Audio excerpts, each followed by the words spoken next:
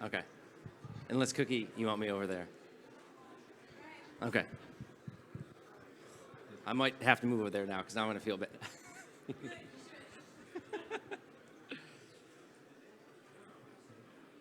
Cool. Welcome, everyone. And hello, Robert. How are you? Hi, Joe. So this is episode 124 of LunarCrush Live. We do a weekly live stream at LunarCrush, John and I. Today it's just me, but normally we do it virtually. So today we're here IRL, which it means in real life, which the fact that I had to explain that means that I'm an old millennial and that's not cool anymore. But I have your bio here, and normally I don't read off a bio, but there were like a lot of words on here that I don't know if I can pronounce, so I was going to go for it. So Robert serves as CEO and chairman of Crown Sterling and is a longtime businessman and entrepreneur with over 25 years of experience in founding and leading companies in healthcare, blockchain, clean tech, encryption, advanced cybernetics, and fintech industries.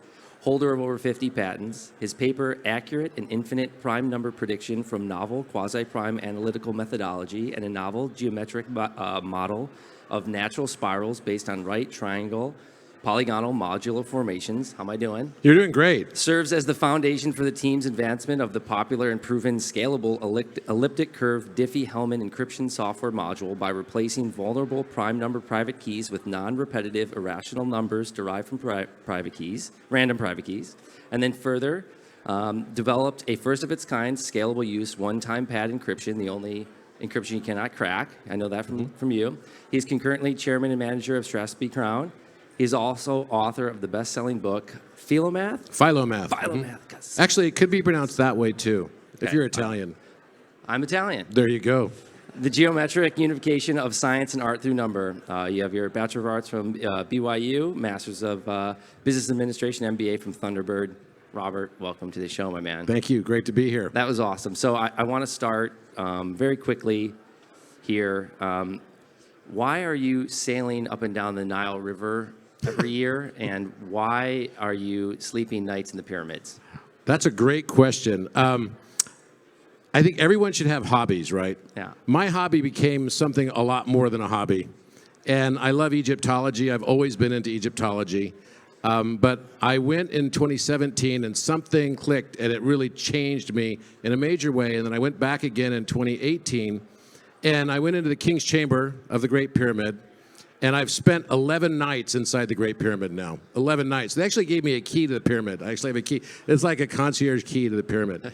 And while I was there, you don't really sleep in the pyramid much, right? You kind of stay awake, but you're like looking around at things, and I'm looking for interesting things in the room.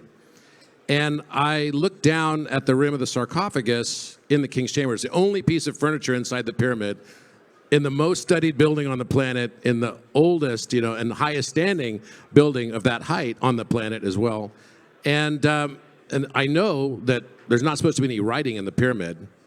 And I look down at the rim of the sarcophagus and I see Alpha Omega pressed into the rose granite, but you can only see it from one angle of light. And I brought in the Egyptologists and I said, "Hey guys, what is this?" And they're like, "Did you make this?" And I'm like, "No." Yeah, I chipped it out just now. This is made of dolerite, rose granite. If I even took one hammer and chiseled to it, the whole thing would crack. It's so brittle. And they realized that it's much older, much, much older. And so I got to discover the first writing that was not graffiti inside the Great Pyramid. Wow. And that has led to a whole TV show and everything around this. So it's a lot more than just a hobby now. I have a TV show about this story. And it takes us through many, many discoveries and connects back to Leonardo da Vinci and Albrecht Dürer and Shakespeare. And all of this information about the Great Pyramid was encrypted in their writings, in the sonnets and the plays, as well as in the artwork of da Vinci himself. And so you're looking for some of these encryptions on the wall, but what are you truly looking for? You're not looking for Alpha Omega. What are you actually looking for? So, what I think, I felt like my whole life that, we do all these things. I remember seeing Steve Jobs give a speech at Stanford in 2005. And he didn't realize until much later in his life why he dropped out of college at Reed College and went off to learn typesetting, right? So when he learned this typesetting, he didn't know how that would connect to laser printers later on. And if you remember back, some of us probably do remember, some of us don't, but we used to have these printers that just had bitmapped images on them. They were terrible, absolutely terrible. And that was a game changer when laser printers came out and you could see the serifs on the letters. Right? And that was because Steve Jobs had gone to this typesetting school. I felt like my whole life had sort of led up, all the things I've done in business, all the things I've done in travel around the world. I've lived in, I've visited more than 140 countries. I've lived in 9 countries. I've learned eight languages. And I felt like there was something that I needed to learn about the ultimate encryption, which I believe the ultimate encryption for all of us is learning and remembering who we are. And I felt like I was on my own hero's journey. I feel every one of us is. And I had something to uncover, to learn about myself through this process. And it was a spiritual journey, just like Joseph Campbell's sort of hero's journey for myself. And it was the most powerful experience I've ever had. So if you've never been to Egypt, I highly, highly recommend it. It's life-changing. And the greatest encryption of all is the one of who we are ourselves. It's beautiful. And so I want to know a little bit about where did that kind of switch happen? Where were you? Like, tell us a little bit about your career and kind of what led you to encryption, which then probably led you kind of to cryptocurrency as well. I spent most of my career in healthcare. I lived overseas and I was running foreign subsidiaries. I started out as an entrepreneur and I had a successful sale when I was 21 years old. So I was like, was I just lucky? I didn't feel like I could find my ass with both hands, right? So I'm like, what the hell? I need to go work for large companies. And I knew enough to know that companies go through different stages of their development and they require different leaders and different leadership types. So I wanted to learn all the different leadership types necessary for a small entrepreneurial venture, to a mid-sized company, to a very large corporation, and how to manage and lead in those situations. How to, companies face different challenges. Early on, it's all about capital raising, right? Later, as you get into large corporations, it's all about earnings per share growth. Mm-hmm. And that mentality shift is not something that usually one person can cross the transom of. Very difficult. So I decided to go work for mid-sized companies, large companies, very small companies as well. And I had all of those experiences. I think I was the youngest public company CEO of a healthcare company when I was 32 years old. And so I've been a CEO for a long time. I became president of Allergan Medical. I launched Juvederm, Botox, Lap-Band, Latisse. It was a fun thing to do because it was taking products that were not known and they were provided through third parties like doctors, but making them household names. And so I got very excited about that specific niche in the market. I did the same thing with LASIK, did the same thing as well with cataract surgery, with crystal lens. And I've had some really amazing consumer/medical technology products. But in 2011, I left Bausch & Lomb, and because I left Allergan, went to Bausch & Lomb, I wanted to learn the secret sauce of private equity. After about 2 years of doing it, I was like, the secret is there's no sauce, there's only debt. That is the secret sauce of private equity. Buy low, sell high, wait for the sector rotations, and try to cut expenses as much as possible. That's the game. And then when the sector rotates back up, then you sell. So I thought that's not really creation of alpha. And I determined that the only way to create true alpha is not through synergizing, by making acquisitions and firing a lot of people. I just don't believe in that. If there's no synergy at the customer level, there's no synergy. That's what I determined. I've led many, many major, large acquisitions. And I can tell you the vast majority have not succeeded. And it's because you lose the value when your thesis is to cut costs, and you can't cut your way from a cost perspective to success. It's very difficult. You need to create something new at the customer level. So I founded a company, Strathspey, 10 years ago. Now we have 17 companies in that portfolio, 11 of which I founded.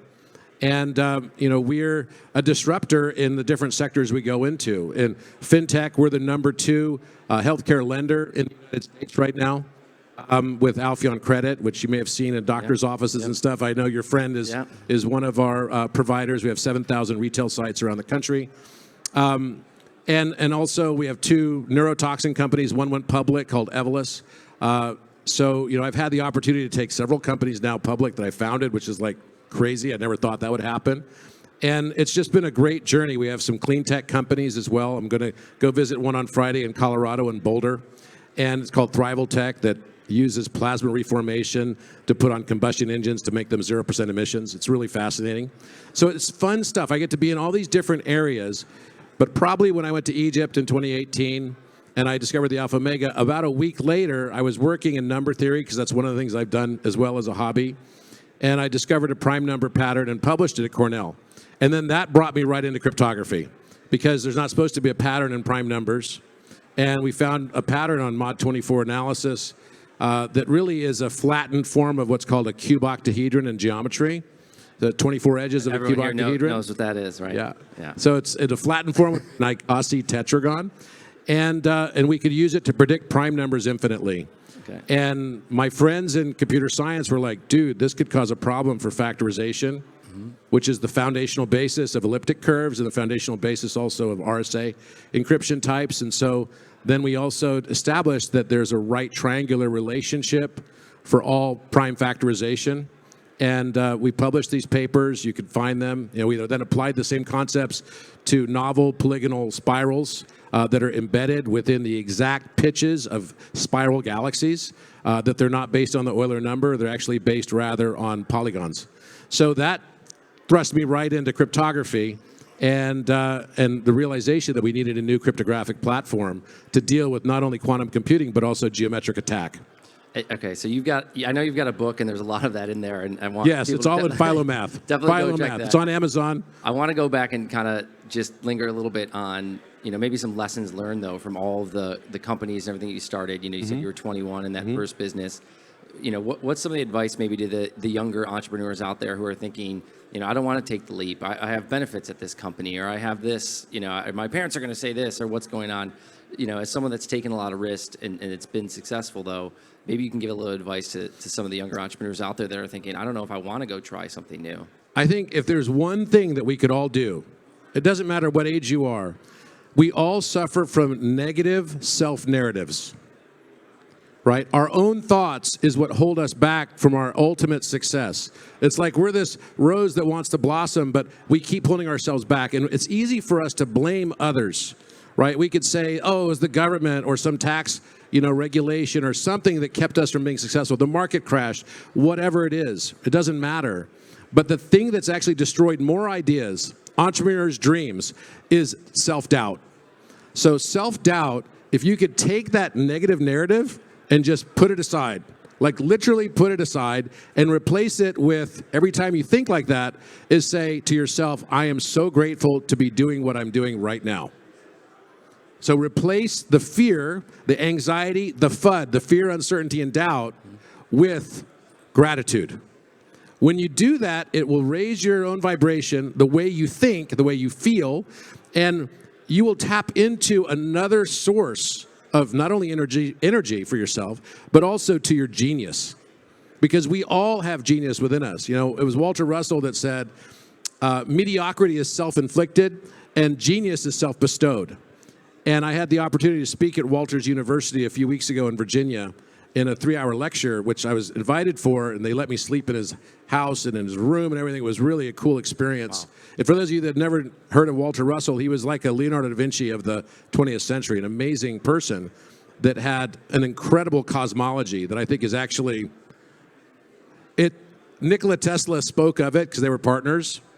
Nikola Tesla said, you need to hide away your work for 1,000 years because the world's not ready for it. And that's Tesla. So that tells you a lot. But I really believe it's about overcoming your fear, uncertainty, and doubt in your own mind. And if that's all you do, it will make a meaningful impact on your level of success and self-actualization. And what about finding others around you to kind of carry that dream with you, right? Like a single founder is a very difficult person to be. So can you talk a little bit about how you kind of found some of the partners along the way that have supported you and you've supported them? My partner in Strathspey has been my same partner. He was my banker for 10 years, and he's been my partner for 10 years. So we've stayed together, right? We're like a married couple now. It's like, dude, it's like we're going to have to die, right? It's like we're not going to separate. And I think the reason is, and we've had ups and downs too. We've not always agreed on things. But having that debate and knowing that it always comes from a place of caring and love and having that relationship, I just don't believe in this thing where you can't be friends with people you work with. I find that to be absolutely untrue. You can. It just takes more vigilance to ensure that you don't have misunderstandings, because those misunderstandings can go to negative self-narratives, and then that starts to self-sabotage situations.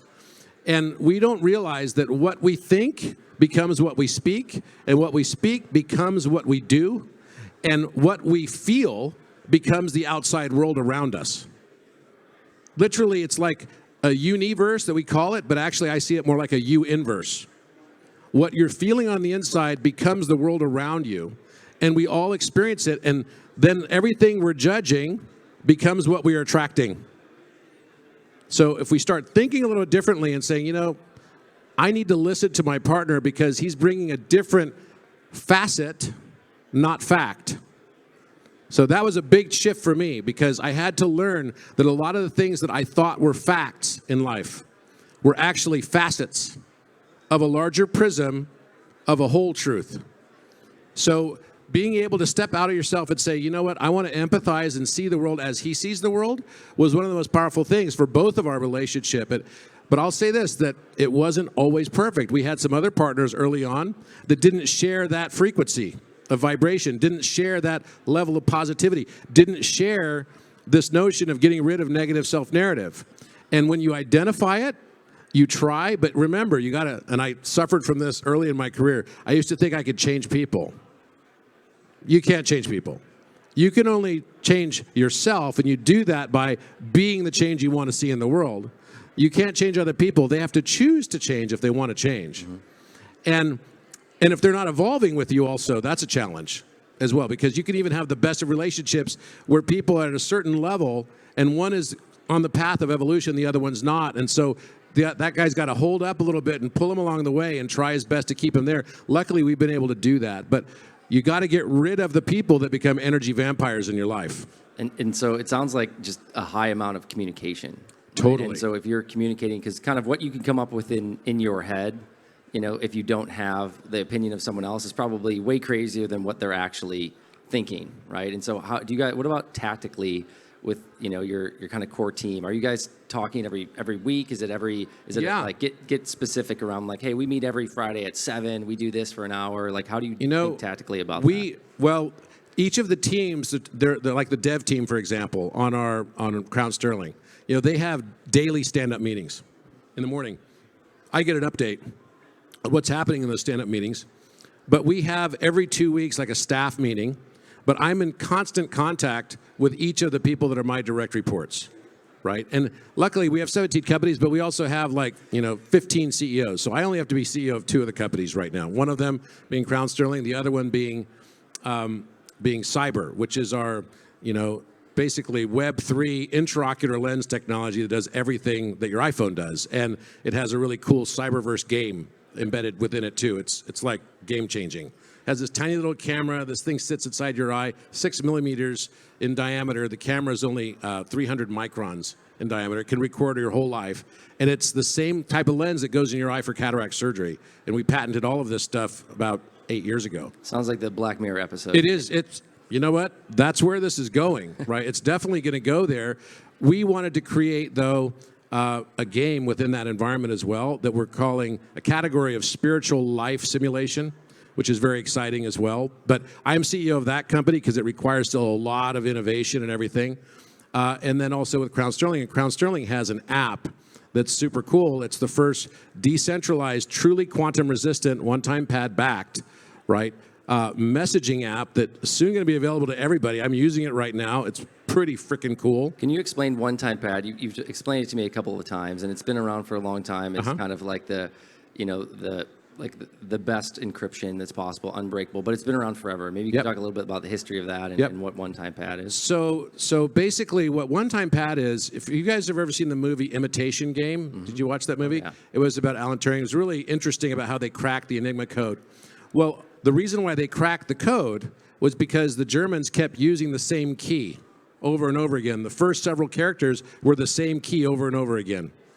And so they were able to decipher from that how to crack it. But otherwise, if they hadn't used the same key over and over again, if they truly used it only once, then it would be impossible to crack. And everybody knows this in cryptography. But to deliver this in a practical fashion is really damn hard. Like really hard. Because in order to have a successful one-time pad, each character of your message text has to be individually encrypted. So you're going to have really long keys. You have a gigabyte file. You have to have a gigabyte long key. This is why you can't crack it. And by the way, each character, because it's individually encrypted, means that even if you crack one character, you're no more likely to crack the next, right? So actually the strength of the encryption grows with the length of the message. But how do you issue such a long key? How do you store such a long key? How do you efficiently do this on blockchain? Very, very difficult stuff to overcome. We had to come up with a new mathematical compression of keys, which we did. And we're able to compress those keys in a lossless, entirely lossless, proven lossless fashion, which allows one-time pad now to be usable on blockchain. So the way that we ensure that we never use a key over and over again is we have a machine learning algorithm that goes into the random number generator that basically uses something in mathematics called a gradient descent function, which will never kick out the same key twice. If you've seen how Google has these like AIs that basically write music, and they're writing different music every single second. It's an entirely different song, right? It's never the same twice. That's using gradient descent. And so we embedded that into our machine learning algorithm that basically has an impact on random number generation at the end of it, and still been able to achieve all the uniform distribution metrics required. We actually have the highest level of uniform distribution, which is a measurement of randomness. We have the highest level of randomness right now. And you were so you were showing me last night on your phone the app, like some of the chat. So how exactly does that technology make it into that app specifically? So one-time pad is the encryption that backs all of this app, right? And eventually, I see it, you saw Kanye West just bought Parler, right? Mm-hmm. I see it as eventually, with all the risk of censorship that's happening in society, cancel culture, all the stuff that's going on, I believe there needs to be a platform that allows people to be able to have social discourse and debate and do it in a fashion that is not censored by society. Now, obviously, that goes down lots of rabbit holes. But I've grown up believing in the necessity of free speech to maintain a successful democracy. The right to assemble is a critical aspect. It's not a religious right. It's a right of assembly that should be for all of society in general. And I just don't like this heavy-handed approach that big tech is taking. So what we did is we wanted to create a platform that overcomes the problem that, like WhatsApp has. So let's say WhatsApp gets a subpoena from the government. Right? If they get a subpoena, they will access your account, go into your account, and be able to then provide that to the government. They have no choice but to do that, right? This is the law. This is because it's all on their servers, and it's all under their control. But let's say, you know the difference between Wix and WordPress, right? Yep. WordPress, I could host it on my own server. Wix is kind of like, I got to go with their own system, right? And it's cookie cutter. It's easy to put together. It's easy to put in place. But I'm limited as to what I can do. But on WordPress is just providing a software. They're not going to be held responsible. Wix could be for what's written on those sites, right? And this is where government's going right now. I'm very active in government affairs. My head of government affairs is running for Congress right now in a hotly contested seat in Orange County. His name is Scott Baugh. And if he wins, he'll end up being on the crypto caucus, I'm quite sure, because we've talked about it a lot, and this is very well known that he knows a lot about this space as well.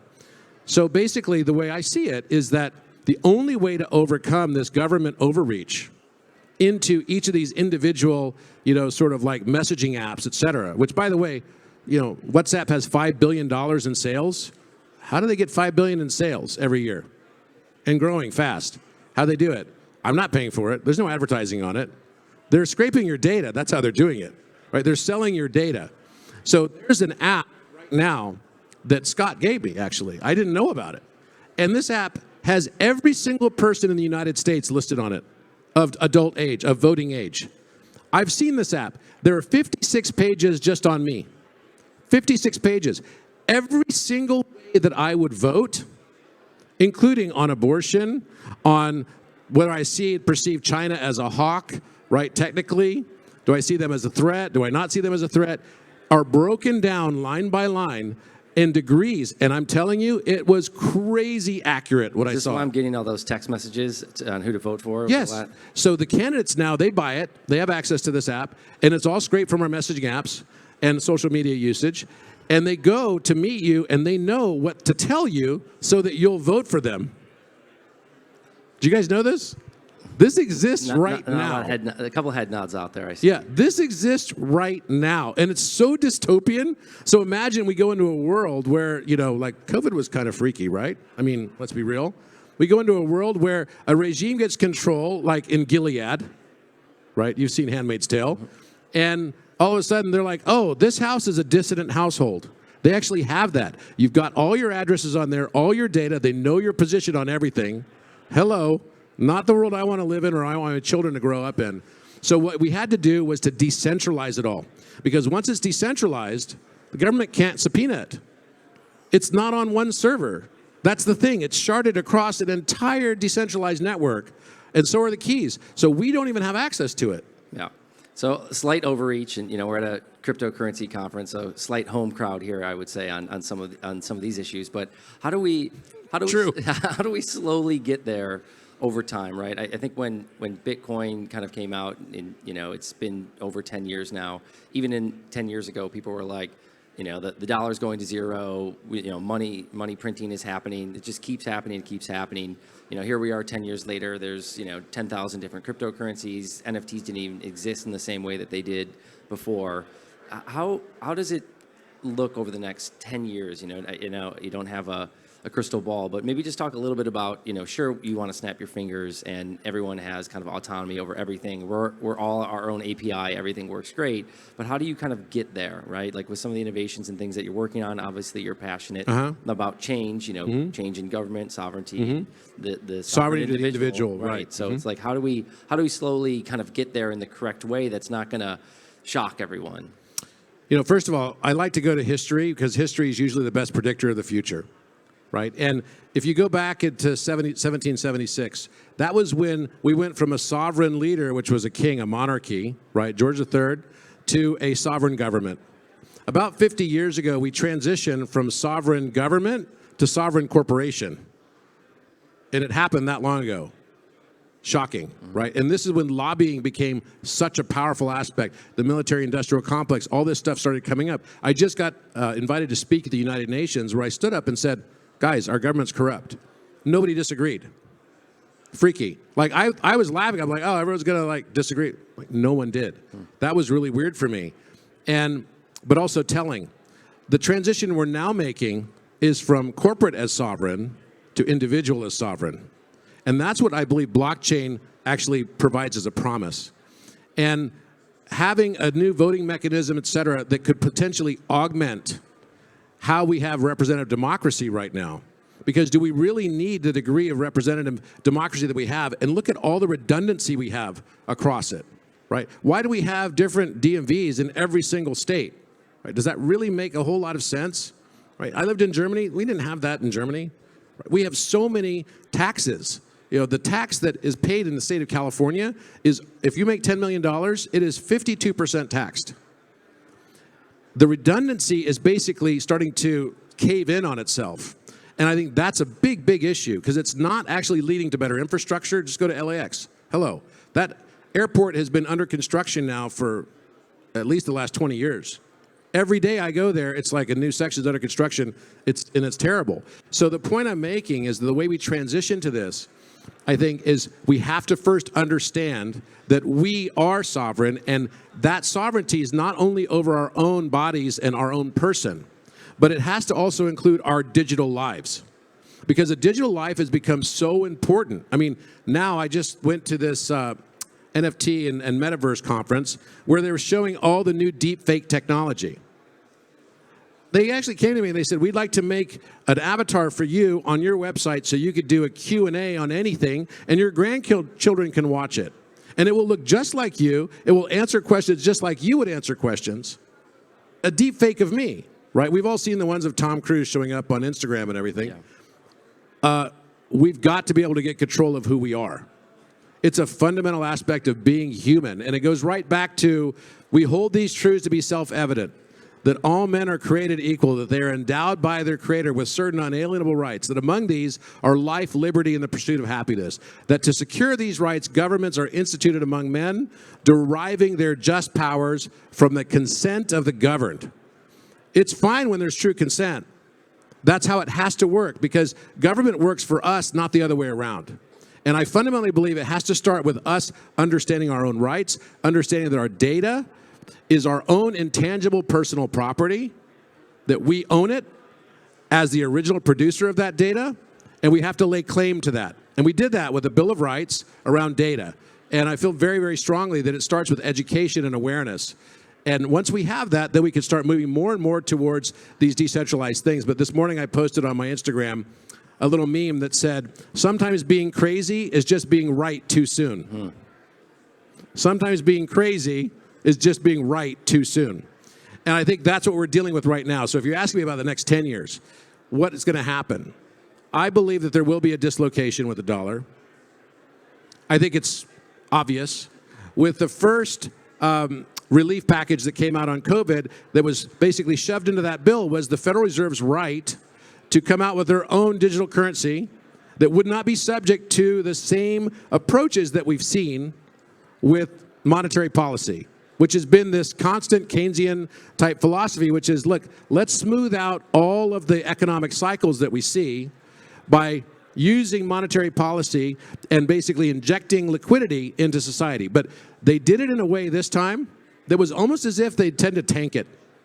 Do you know that 35% of all US dollars on planet Earth right now were created in the last 2.5 years? I do know that. So is it any surprise we've got a massive inflation issue going on right now, actually stagflation issue? Potentially, yeah. So I do want to, I think no one would disagree with you about, data sovereignty, right? Owning your own data, having access to that. And it might not even necessarily be having a government take that data. It might just be other nefarious actors out there trying to steal your information. Oh, yeah. But there's just to kind of play devil's advocate on the tax piece a little bit. If someone said, "Hey, you made $10 million, you got to keep 5, and 5 goes to LAX to make it better," right? Maybe talk a little bit about... I would actually be okay with that, right? It's like, do something with my money, but when you're seeing that very little is being done and all I'm getting is checks back in the mail, that actually pissed me off even more than paying the tax. Right.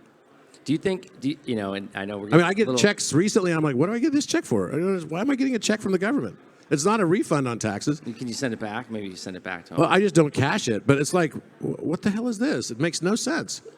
When you think about innovation, and you think about, there's 400 or 500 people making decisions, for 330 million, right? And have we outgrown the governance too quickly? We're not adapting, and maybe, people are thinking, blockchain and cryptocurrency. We finally kind of have this outlet, this way for everyone to have a say, but we're not quite there yet, right? Like there's still a lot that has to change. And I was listening. I only made it, 3 hours into the 8-hour Balaji podcast with Lex Friedman, but there's a lot there around sovereignty, about, what about things like land, right? What about, like, we're still all physical beings, we're still all out there. We're not all just going to live in the metaverse in perpetuity. Even if I have the Ready Player One, I could feel whatever on my body. We're not there. We're not close, right? So how do we kind of bridge that gap, though, right? How do you bridge that gap and bring the rest of folks in? Because I would say there's probably a lot of people out there that are like, man, go pay your taxes. Like, I need better roads, but you're saying it's not happening. How do we make that impact? I think the big challenge we have right now is something that's embedded in the way the Founding Fathers set up. I mean, it was necessary at the time. In 1776, it was absolutely necessary to have a representative democracy, the way that we set it up. And with all the redundancy and features built in within it, it made sense. Because it took a long time to communicate with all of the constituencies. So how do you do it? You have to do it through layers. And remember, the Founding Fathers wanted to make it only the educated people that were landowners would even be possible as representatives, right? It's more of like an old school, Grecian Senate kind of a model, which, it's funny, all the different styles of government that can possibly exist until technology intercedes are all found in Plato's Republic. If you've never read Plato's Republic, it's kind of mind-boggling because you look at it and go, oh my gosh, it's all laid out here, the exact cycle that everyone goes through without even realizing that they're going through it. So I think that the first way that we have to be able to get people to understand this is, again, coming back to who am I and what are my needs, and do we really need the same type of representative, level of agency? Because that's what it introduces. What is happening in the world right now? The world has changed from a society that has been rewarding middlemen. Think about it.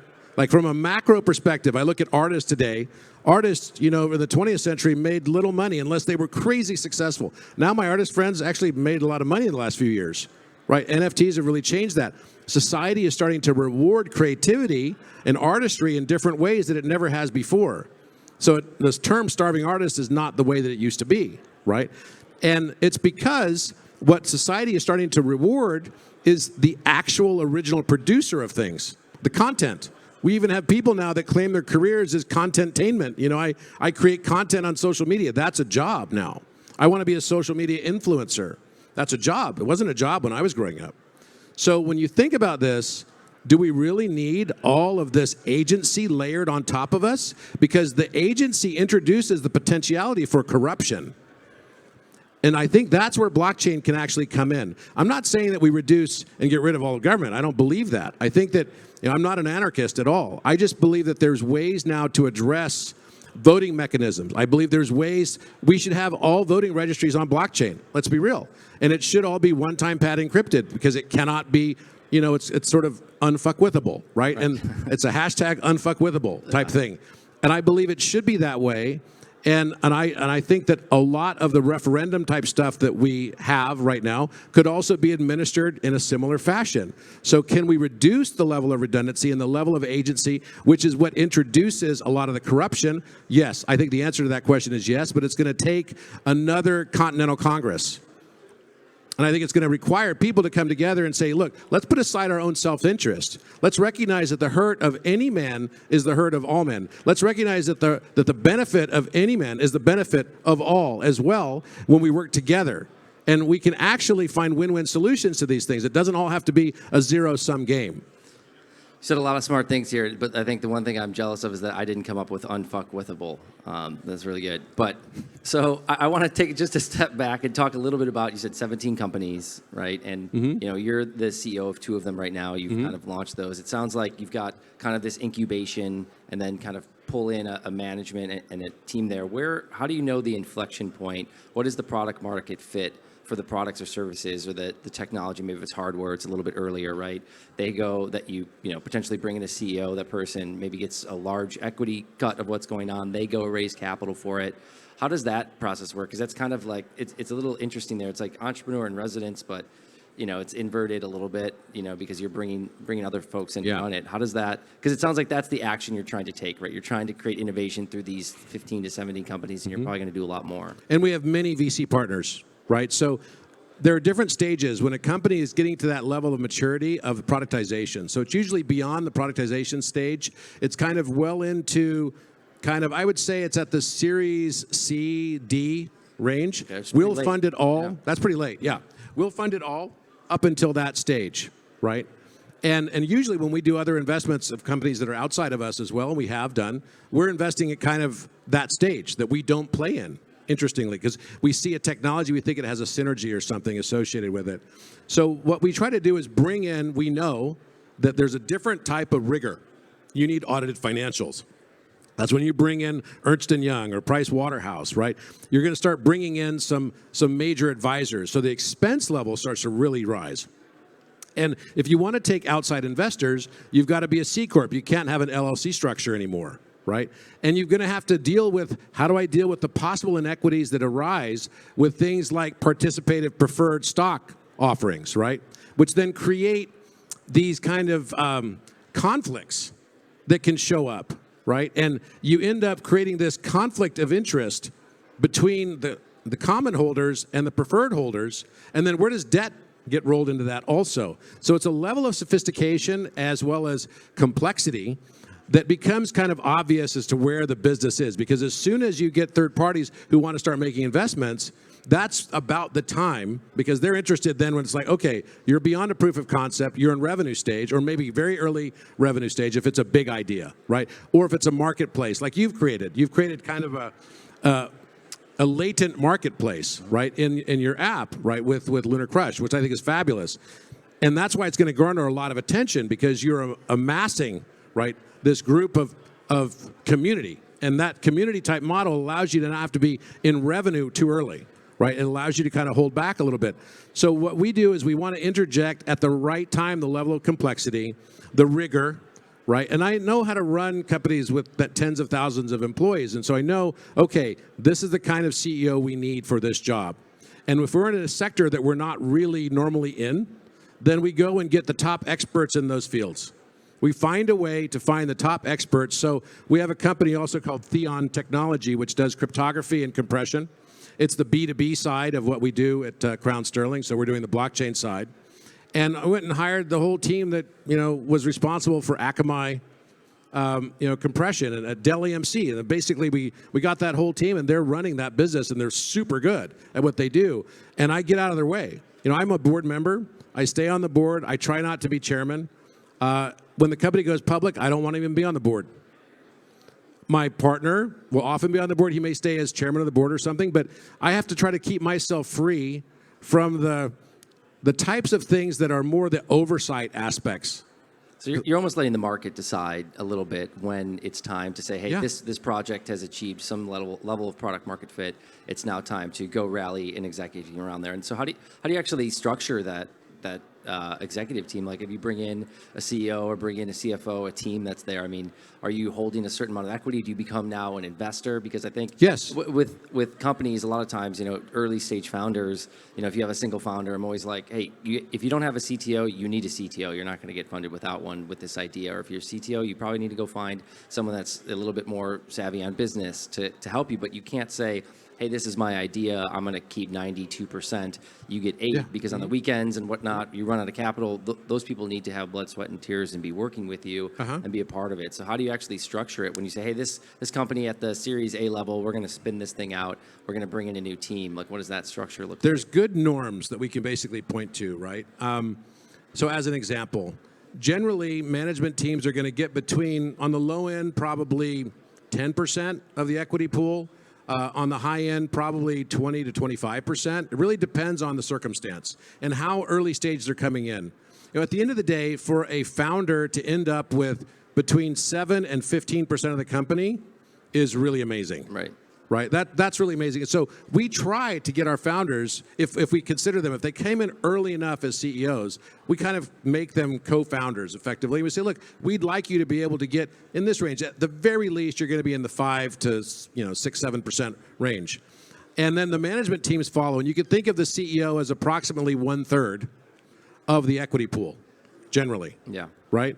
So there's sort of like standard metrics that we can use and apply to this that really help. We tend to lead all the seed rounds, and then also we participate in the Series A. Usually the Series A is when we're bringing our first third-party money in, right? And seed rounds can be huge. One of the companies we did was $19 million in seed. So that's not a small amount, right? That's a huge amount. And it just depends on the market size we're going after, what we want to achieve. And we bring in the team at different stages. Usually we bring them on almost like having an operating partner. So the CEO comes on earlier to our parent company level as like an operating partner, and then he slots in to the role. We've been very lucky that we haven't had to change too many of our operating CEOs, because we go through this process, we know them well, we know we can trust them, we know that they share this same mentality of not being a self-saboteur, right, which is a critical thing, and then we go for it. And when we fail, we fail. When we fail, it's great, because there's no such thing as failing. It's just, that didn't work, so let's learn from it and move on. And then we figure it out. And every time we adapt, and very seldomly the product that we had originally envisioned is what our final product is. Because it has to go through this Darwinian cycle to basically find its product market fit. And once we have that product market fit really clearly identified, that's when we start really ramping up. And we do kind of like, I would say there's 3 stages of seed, right? We do all 3 stages of seed. And they're increasing valuations as well. But that's about the time when we start thinking about, okay, we're going to do our first Series A with the outside investor that we partner with. That's about the time we want to bring that incremental sort of sophistication to the table. You brought up a good point there about equity and early stage founders, and by the time things go public, 7 to 15%. I think a lot of people would say that, like, man, I built this whole company and this is kind of where it ended, because they think about, hey, like a Zuckerberg, right? And they're like, that is such an anomaly. Well, he ended up, I think he had 15% as of like a few years ago. Yeah, but I mean, when they were out there public, he still had like the voting power and like the governance power. Well, yeah, it's a little different situation because, and what he's referring to is what you can set up is you can set up special voting shares that have, in some cases, right, special voting shares can have 10 times as much voting power as a standard share. So you can have like a common A and a common B. I mean, like literally teach a whole class on this. It's like a whole thing. But I think one of the worst things to happen to venture investing is preferred stock approaches. Wherever we can, we try to make it all common. You put everybody on the same page. That way you don't have this misalignment of interest. And then everyone's spending so much time and energy trying to, engage in fuckery. And that does happen. That's another great one. That's another one, right? Yeah. People engage in this stuff and you sort of miss out. The companies exist for the customer. And I can't emphasize that enough. You have to identify what is the clear benefit to your customer and what is the value of that benefit. It sounds like motherhood and apple pie type stuff, but so few companies actually succinctly nail down what it is they want to provide as value to their customer. And I believe that constituencies, as companies get older, the big challenge we face and what's so wrong with our capitalistic model right now is not capitalism. I think capitalism's fine. It's good. That's what I spoke about at UN recently. I believe the problem is related to our absolute maniacal focus on earnings per share growth. Once companies become public, they become so focused on earnings per share growth that the quality of the product ends up degrading because that's the only thing you can count on. You can't keep counting on revenue growth, so let's cut the cost or try to create a monopoly like Gillette has, right? Have you noticed how expensive everything got?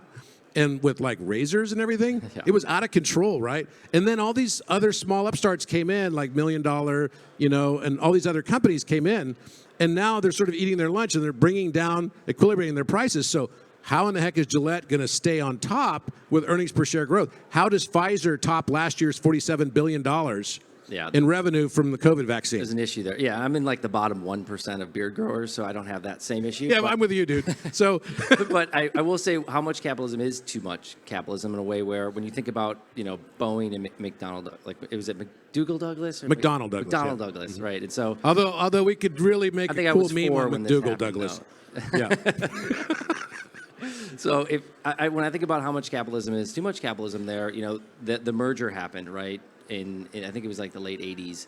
And suddenly it was, the Boeing CEO was like the president and McDonnell Douglas CEO became the CEO. And suddenly it was like a race to zero, right? Like Boeing was AOL Time Warner is a good example. But Boeing was this amazing company, people wearing shirts, people love Boeing. It's like you have all this pride. And this other CEO kind of came in and was like cutting everything at the knees as far as quality control went.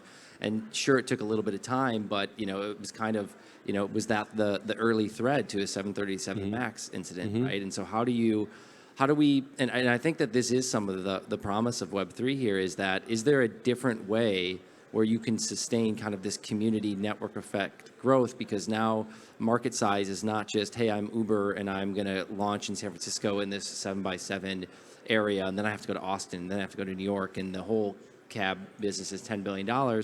If you launch in an international market with a piece of software, you suddenly have 1 billion people out there that have access to it. But maybe just like, I think we're on the same thread here with capitalism. How much is too much, and is there an answer here? Well, I think our focus is too short term, and that's the problem with earnings per share, right? Because everything is about comps. It doesn't matter how much profit you have. What matters to your stock price is how much you have this year compared to last year. And that becomes this terrible thing because how in the heck do you have any long-term decisions when the only way to count on that earnings per share growth? I mean, if you've noticed right now, Pfizer is running ads on TV like crazy.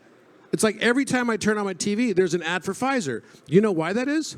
Because it's the easiest discretionary spending that they can turn on to mitigate or reduce their level of profits. Right. And they don't want to have more difficult comps next year. But then this is also what leads to, oh, wait, we're going to launch another vaccine booster that then ultimately just gets tested and was no more effective. at preventing, contraction of the contagion, and it just hit the media just this week, right? It's brand awareness that isn't actually having an acquisition cost to it. Right? Yeah, no, that's the thing, because everybody looks at acquisitions, and I used to laugh about this when I worked at Allergan, right? We'd look at acquisitions. I led a $3.5 billion acquisition, which was successful because we didn't fire all the people. And we had organic growth. We went from, our Botox franchise at the time we made the acquisition was about $400 million. And then we acquired this company called Inamed up in Santa Barbara for $3.5 billion. And then within 5 years, that business together was worth probably $40 billion. So what did we do? Well, we grew organically from $500 million, and the combined entities actually would have had that about $500 million because the other products weren't launched yet in this Inamed company. One of them was Juvederm. And what we were able to do is see that organic growth go all the way to $2.5 billion in 5 years during the Great Recession. And it was all organic. So we didn't have any acquisition, because I don't believe in these fake synergies, right, of like cutting people. I just don't believe in that. But the thing is that we need to start to go towards a paradigm that's more about asset management. I think this is going to change and have to require us to look differently at how we value companies. Maybe when someone invests in a company, there should be a longer minimum hold period, right? I don't know. Because I think all of this sort of like insider trading stuff is all because people are flipping and getting in and out of companies, not really investing for anything other than the speculation. So in my mind, I look at actually blockchain as a possible answer to this problem. Because now you don't have to come up with this, okay, which is more important, my customer or my employee?